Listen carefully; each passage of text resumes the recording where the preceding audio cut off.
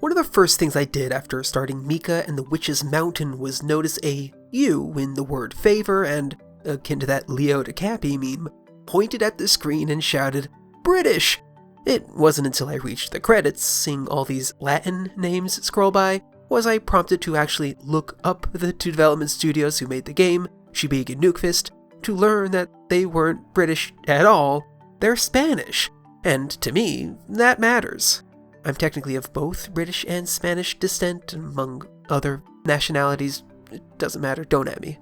Mika is one of those Kickstarter success stories, earning 1,300,000 euros, far exceeding its initial 40,000 goal. The Kickstarter launched in February 2023, closed a month later, and the game released on Switch and PC August of 2024, the rest of the consoles January 2025. Quick turnaround, no? Well, Mika was a success in this new wave of video game crowdfunding, where by the time the campaign launches, the bulk of the game has already been completed. The campaign is then launched for a number of different reasons. Some campaigns utilize it as an advertisement. Look how successful our Kickstarter was. Look at how many social media interactions we get. Please, rich people, fund our game. Or please, publisher, come help us localize and deliver this game across the different platforms. In Mika's case, it seems the additional funds were used to apply polish, add additional content, and port it to every console under the sun.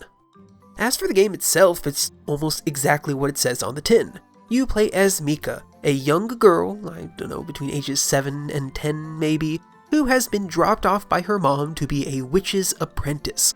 Said witch then literally drops Mika off a cliff. Her first lesson, get back to the top. After crash landing, she gets a job as a mail courier and flies around the island to deliver packages to a colorful cast of characters. Throughout my time playing, I had this pervasive thought. This game really feels like someone watched Kiki's Delivery Service and played Zelda Wind Waker and smushed them together. Lo and behold, their Kickstarter campaign explicitly states as much. Both elements are so immediately recognizable. Kiki is in every aspect of the gameplay and story, and Wind Waker is apparent in just how beautiful this island is. I haven't played a game with this much radiant cell shading since Wind Waker HD on the Wii U. The main mechanic of the game is, of course, flying. Mika can pull out her broom at any time to soar through the air. She slowly descends as she goes, but as she receives better brooms, she can do a little boost and can take advantage of the wind gusts throughout the island to either gain height or speed. While carrying packages, there are 3 main ways for them to become damaged: slamming it into a wall or object, or dropping it, dipping it in water, or letting the time run out. Each package has different criteria, of course. Ice cream melts, a letter can't get wet, a fragile box can't get smashed. The loop then becomes talk to an islander, deliver a package to another, rinse and repeat. Overall though, the flying is fine. I mean this complimentary when I say that the flying never felt bad. I never had a hard time getting from place to place, but it never felt special either. The mechanic was designed for the game, and the game was designed to be a low-stakes adventure. To accommodate that, any friction was removed from the system. Mika flies at a leisurely pace, any speed boosts are never going to spit her out too close to a wall, any water is easily avoidable, and any timed quests are only a few meters away. Even the upgrades didn't affect much. The difference between boosts or flying speeds never felt substantially better than their lower tier counterparts. By removing any challenge from this system, it made it so there were no real moments of true achievement either. I did not gain the same satisfaction from flying as I do in games like, say, Mario World, which requires practiced timing. By making it simple, it never felt as good as, say, swinging around in the Insomniac Spider-Mans or skating around in Bomb Rush Cyberpunk. Neither of which are challenging, but with practice have a depth to them that allow me to achieve great speeds and sick maneuverability. Mika's flying is simply a way to get from place to place, and it was serviceable at that. The island itself was a bit too big.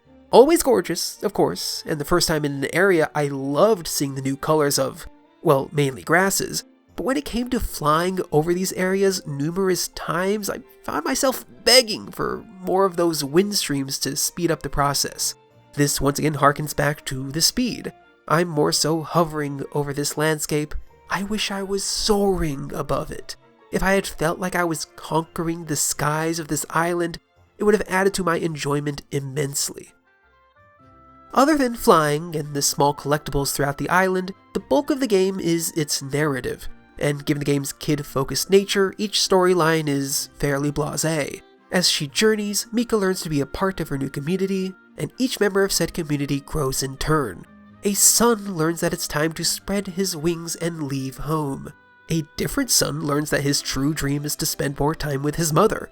A worker coalition overthrows their corporate overlords. A painter regains his inspiration by tapping into childlike wonder. You know, all fairly bog-standard stuff.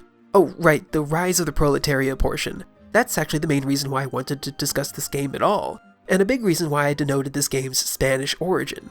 The game's overarching narrative is truly about building a strong community and relying on said community, and casting aside the capitalists who wish to control your labor. It's a kid's game, so the villain is cartoonishly evil, but it was so refreshing having a game come out and say, the corporate owner is evil and the only alternative is the people around you. I'm hard-pressed to find similar narratives in USA-based kid stories. My culture is so ingrained in capitalism, and every mainstream children's story, heck, most of the mainstream adult stories too, are built around enforcing this hegemony. If there was an evil CEO in the story, the answer will always be a quote-unquote good CEO taking his place. Homelessness is always a personal choice, and never the system is rotten to its core and designed to protect the capital of the elite and punish the have-nots while also putting said have-nots into our prison industrial complex, forcing them into a cycle of forced labor camps until they perish. And when a story is about helping thy neighbor, it is always couched in, and you will achieve the appropriate capital gain from doing so. I cannot tell you what the culture is like in Spain. I've never been there, I do not know anybody from there. But this group of people from Spain were able to craft a story that, while not impressively written, has a core message that feels almost revolutionary to someone overseas. It helps that it comes from an independent team from a country that is not the cultural ruler of the Western sovereignty. Even the most radical stories from mainstream Western media are overshadowed by the fact that Disney or Microsoft put them out. The whole capitalism subsuming the critique of itself argument. But this small, child-friendly game from Spain is trying to teach the world that there is a better way of existing, and doing so in such a matter-of-fact way, and I really appreciated that. Okay, now I gotta be honest, I started playing Mika mainly for the trophies. I had bought the game after hearing about it from a Kinda Funny podcast sometime in 2025, I think, and the premise intrigued me, but I started playing it because I knew it'd be a fairly quick platinum trophy, my 49th platinum trophy, so that Blue Prince could be my 50th. Link in the description, video coming soon-ish. And yeah, completing the game was a breeze, but there are a few things the game doesn't communicate too well that would have made it better.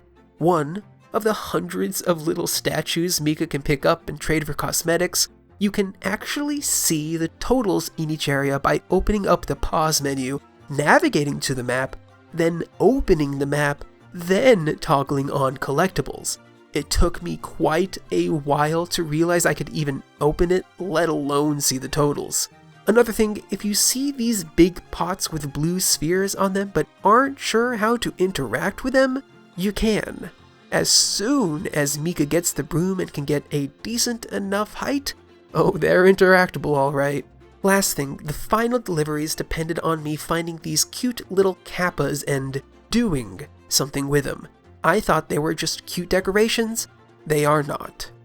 One of the Kickstarter bonuses that they were able to achieve was to add 3 Legend of Zelda-esque dungeons to their game, and true to their word, they definitely added 3 element-based Zelda-esque dungeons to the game, and in that same vain promise, the water temple sucked.